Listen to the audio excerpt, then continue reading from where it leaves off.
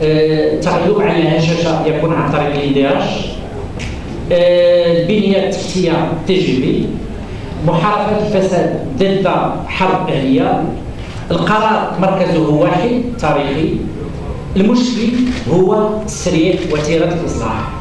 ما عندناش حسب هذا التصور اللي كان قبل 20 فبراير ليس لنا مشكل بنيوي في بنية الدولة، في عطب الدولة. الدولة ما عندها عطب. العطب حسب هذا التصور هو عند الأحزاب، والعطب حسب هذا التصور هو في وتيرة الإصلاح، بمعنى أنه اللي كيطلعوا للحكومة ياك ما كيكونش عندهم الشجاعة الكافية باش هذيك الوتيرة ديال الإصلاح اللي هو مرسوم مسبقا قبل ما يطلعوا، لأنه برنامج الدولة هادو ما كيسرعوش في هذاك الوتيرة ديال الإصلاح. هذا هو التصور، هو أن الأحزاب غير كفءة، وأن الأحزاب ستشبه وستتغير وستكذا وكذا كذا باش يمكن لها تلاحق واحد الإرادة ديال الإصلاح عليا موجودة قبل وجود الأحزاب، قبل وجود دستور سادس، قبل إلى آخره. وما على هذه الأحزاب إلا أن تلاحق هذا. الحاصل لما خرج الشباب في 20 فبراير خرجوا ليقولوا بأن هذا الخط السير ليس سليما. مثلا احنا اليوم في القاعة الأشياء اللي كنسمعوا يعني كاين محاسبة بالكرام على جميع الأشياء. كاين أشياء غنحاسبوا بها بالكرام، وكاين أشياء مسكين بالكرام ما دار فيها والو، علاش غنحاسبوا بها؟ واش بالكرام هو اللي عين 29 سفير قبل وهو موجود رئيس ديال الحكومة؟ يعني هذه اش من الغلط في الغلط ديال بالكرام؟ واش الكيران هو اللي انطلق من المنطلق ديال انه فين ما كان شي خلل الصلاحيه ديال الكيران يمكن ان تمارس من اطراف اخرى فين ما كان شي خلل.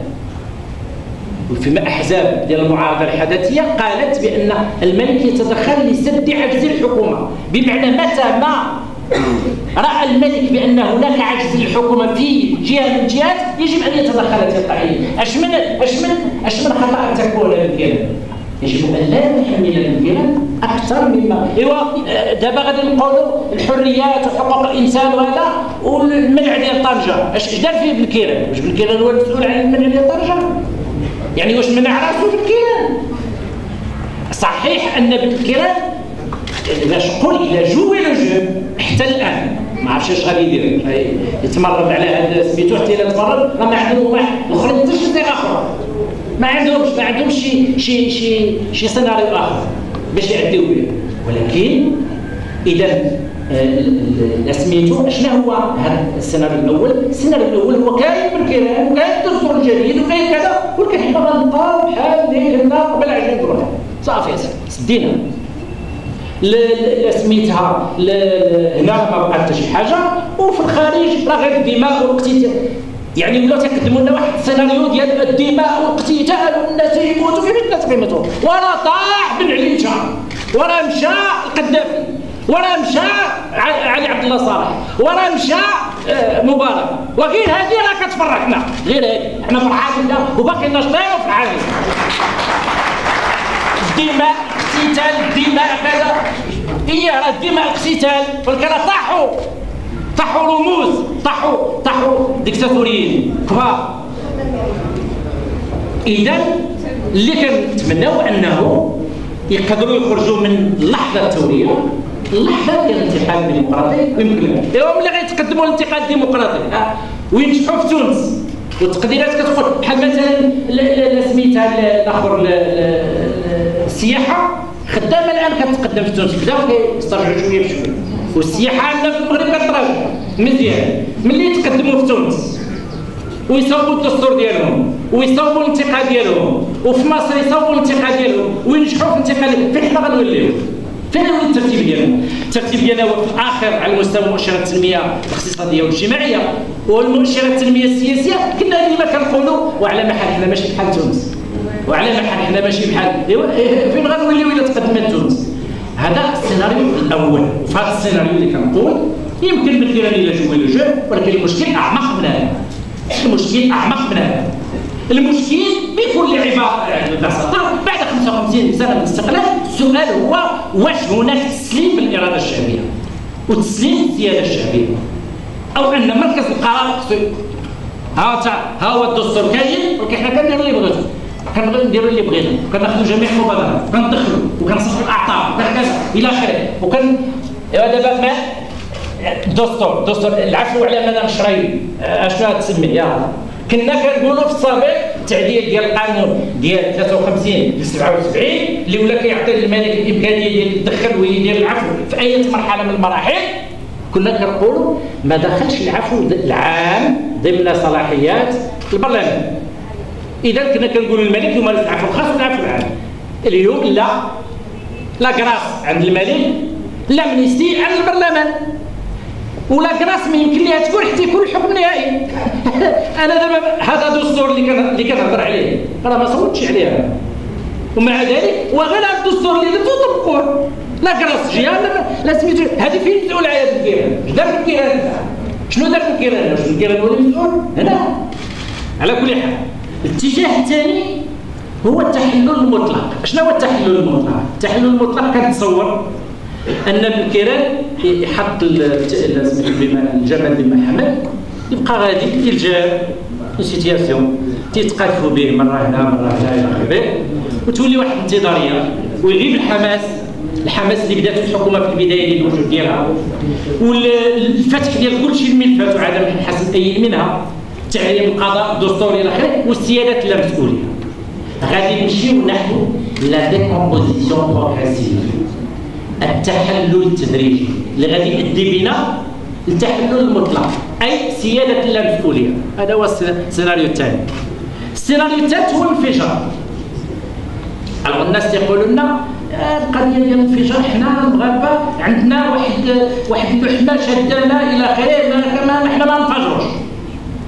هذيك اللحمه شاده هي شحال تبقى شاده؟ تبقى شاده ديما. مثلا نهار 20 فبراير كانوا العجول ديال 20 فبراير خرجوا الشباب بطريقه سلميه حاطين هذا دايرين كذا خايفين من ولكن خرجوا شباب اخر. اليوم الممثله ديال سميتها الممثله ديال البنك الدولي في شمال افريقيا والشرق الاوسط كتقول احذروا الياس. عندكم الشباب من 15 ل 29 سنه كاين 30% فيهم ماشي ما خدامينش فقط بحال اللي اكتشفوا من خلال سميتو البحث اللي داروا اكتشفوا بان هادو الشباب يئسوا من انهم يلقاو خدمه. عرفتي شنو معنى الياس؟ التراكم ديال الياس معناه انه الانفجار على الابواب لان الانسان اللي يائس من جهه كيمكن استقطابه في الشبكات الارهابيه ولكن من جهه ثانيه يمكن يخرج على الناس اذا عمليا هذا الانفجار غادي ينفجر المغرب ضد المغرب اخر بمعنى ان الخيار الاقتصادي والاجتماعي اللي خصنا نبنيو خصو يتبنى على اساس مصالحه المغرب مع المغرب ومصالحه المغرب مع المغرب والخروج من مغربين كيسميه البنك الدولي امريكا دوله الى مغرب واحد كيقتضي ثمن وكيقتضي طبقات اجتماعيه ستؤدي ثمن حنا في المغرب من الحصول على الاستقلال 55 مليون والناس يقولوا بغينا الاصلاح لا نخص الاصلاح يعني هذا ما يمكنش يكون اصلاح بدون اداء ثمن الاصلاح. دونك هذا السيناريو الرابع في نظري هو السيناريو ديال الستاتيكو. السيناريو ديال تبقى الوضعيه هذا الستاتيكو شنو هو في نهايه المطاف؟ هو مخاض غادي يبقى مخاض وهذا المخاض ماشي هو الاستسلام والتحلل المطلق. الى مثلا بن كيران بدا كيقاتل واش غادي يقاتل ما غيقاتلش في البدايه كان ظهر واحد الاراده ديال لانه على كل حال حنا راه عندنا المعركه عندها جوج ديال الانواع. كنختلفوا مع بن كيران فيما يتعلق بالمشروع المجتمعي ولكن كل الاشياء اللي يريد بن كيران ديال تنزيل الدستور الحالي من اجل تعزيز موقع رئيس الحكومه غادي يكون رئيس الحكومه بلان هذه مهمه الى بغيت نقول وطنيه ماشي حزبيه ماشي تطبيق البرنامج ديالو. هذه مهمه بالنسبه لنا حنا تنسدوا فيها يعني ما يمكنناش حنا مثلا نعرضوه بواحد الشكل منهجي. هذه مزيان المشروع المجتمعي علاش نبني علاش كذا واش كاين شي اقتصاد اسلامي عالم حنا مثلا كاين الاقتصاد في اقتصاد سميتو اقتصاد السوق، اقتصاد موجه، وكاين ما بينهما طبعا اقتصاد اجتماعي كذلك غير ذلك. حنا مثلا مختلفين في هذا التوجه، ولكن تنزيل الدستور ما يمكنلناش نكونوا مختلفين نقولوا لا، علما بان حنا هذا الدستور ماشي هو الدستور كما البرلمان كنطلبوا، ولكن على كل حال الايجابيه الدستور التنزيل ديالها ما منه باس، وتعزيز استقلاليه سميتو رئيس الحكومه. الناس ما باش نقولوا صريحين، الناس ما عندهم رغبه في استقلاليه رئيس الحكومه، وانه على مثلا بحال اللي وقالتها الصحافه لما كيمشيو المستشارين وكيتصلوا مع الوزراء مرادها بالكيران فيها شي مسؤوليه، بالكيران عنده مسؤوليه في هذه القضيه. طبعا يمكن نقولوا ان بالكيران عنده مسؤوليه لانه ملي قدم بالكيران الاصلاحات الدستوريه في المقترح ديال الحزب ديال الاصلاحات الدستوريه ما تناولش هذه قضيه المستشارين، لانه كاينه احزاب اللي اقترحت منع لقاء المستشارين او اي علاقه للمستشارين بالقطاعات والادارات والوزراء. كاين احزاب اللي اقترحتها، يمكن قال بالكيران اعتمد على واحد القضيه، قال واخا حنا ما نقترحوهاش ولكن ساقنع ذاك الادوات لا سيليكسيون. مع كل الاسف خرجنا من المنطق ديال تعاقد الدستور وتعاقد المنطق ديال لا سيليكسيون ديال الإدارة. شكرا.